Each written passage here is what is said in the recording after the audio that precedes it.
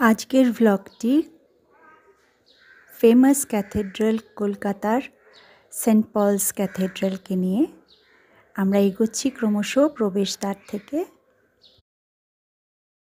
Not only the largest cathedral in Kolkata but also the first Anglican cathedral in Asia.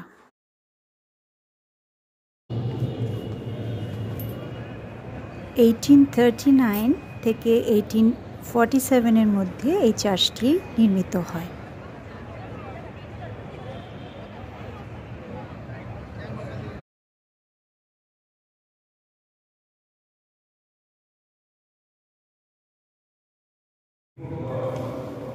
চার্চের design মূলত major William নেইন Forbes English architect তার দ্বারা নির্মিত design.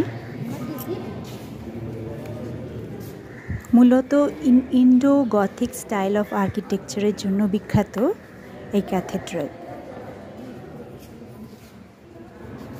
Beautiful stained glass Windows,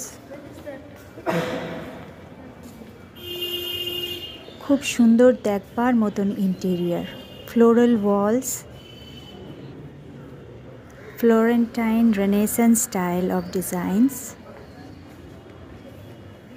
অনেক বহুমূল্য ছবি এবং স্ক্রিপচার্স যা আজও ইতিহাসের সাক্ষী হয়ে আছে।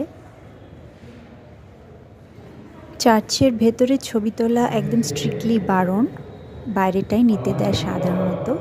খুব মুশকিল করে পারমিট পেয়েছিলাম, কিন্তু বলা হয়েছিল যে কোনো সেলফি নেওয়া যাবে না।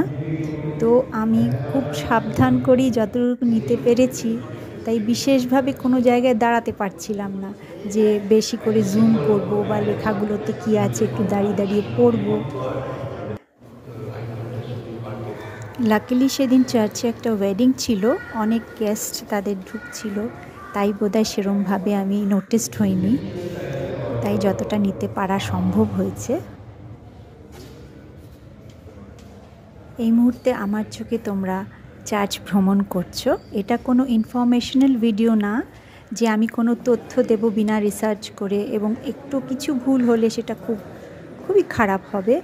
তো ইন্টারনেটে যত তুমি পারো সার্চ করে অনেক তথ্য তুমি পাবে, কিন্তু ভেতরে ঢুকে নিজের চোখে দেখা সেটার আনন্দ একটা আলাদা।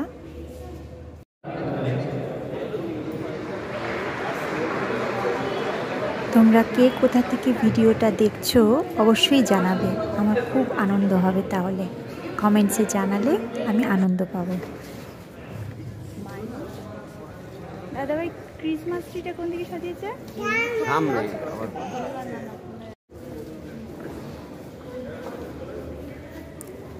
সত্যি অবাক হতে হয়, সেই যুগে এত সুন্দর কি করে এরকম আর্কিটেকচার হতে পারে। তখন তো টেকনোলজি এত অ্যাডভান্সও ছিল না, ভাবতেই অবাক লাগে।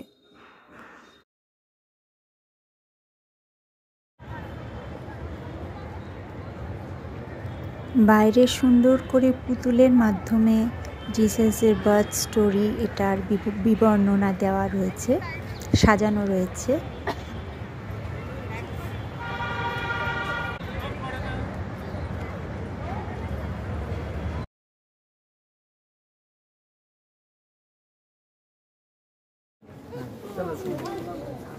দেখতে পাবে না বাবা,